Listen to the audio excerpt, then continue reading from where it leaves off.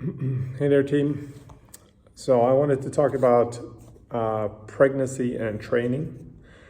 And the reason for this is because I had three kids myself, or I have three kids myself, and I've been going through the pregnancy of those. I've been going through pregnancy of a lot of our members and clients.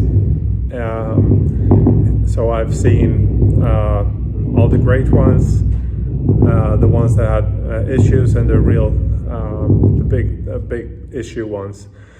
And I just wanted to talk you through this because maybe this one might help you at some point in life, and give you some helpful advice, hopefully. So when it comes to pregnancy and training, in generally seen, training is going to be awesome for your pregnancy, is going to be awesome for your kid, and the development of the kid, your recovery after pregnancy is going to be much better. Like all the aspects really improve. And now it doesn't mean that necessarily that the training is going to remain exactly the same during pregnancy, not at all. So it requires a bit of a mindset change, but also to know your body, of course. So this is one reason that somebody who is experienced in training will definitely not have much issues at all with knowing his or her body in this case, and how it's reacting to training. So it's not going to be a big stress for the body to continue with training with the pregnancy in most cases. In some other cases it might be, and you need to step down with the training and again have a mindset shift, and always look into not think about the things you can't do, but think about the things that you can do.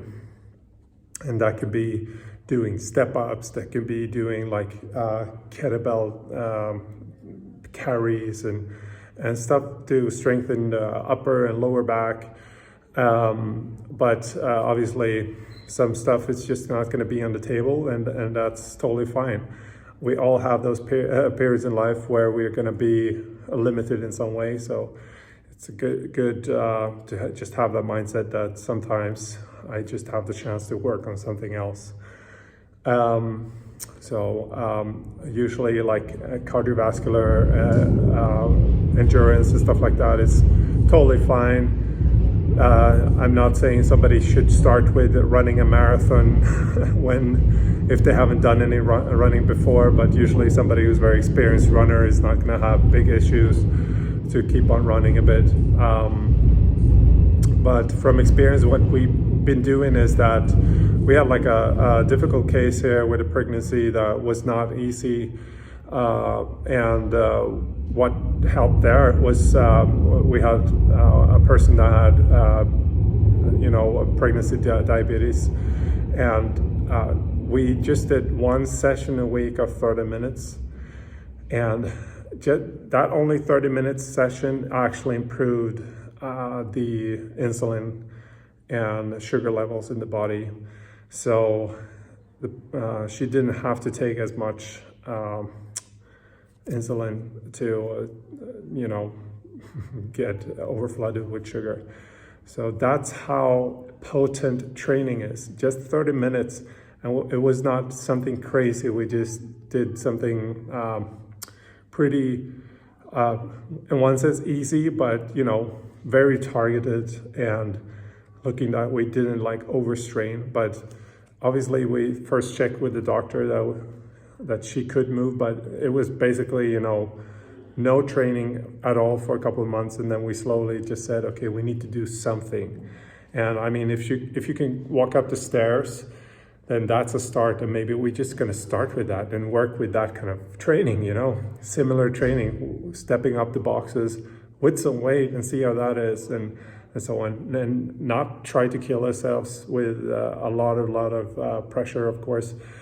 But that really helps, and the baby came out and is beautiful and in beautiful shape.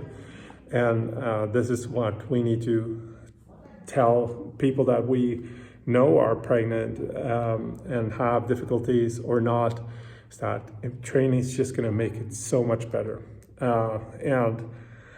For the women that have been training before pregnancy, you just have so much more leeway and so much easier coming back than the people that don't.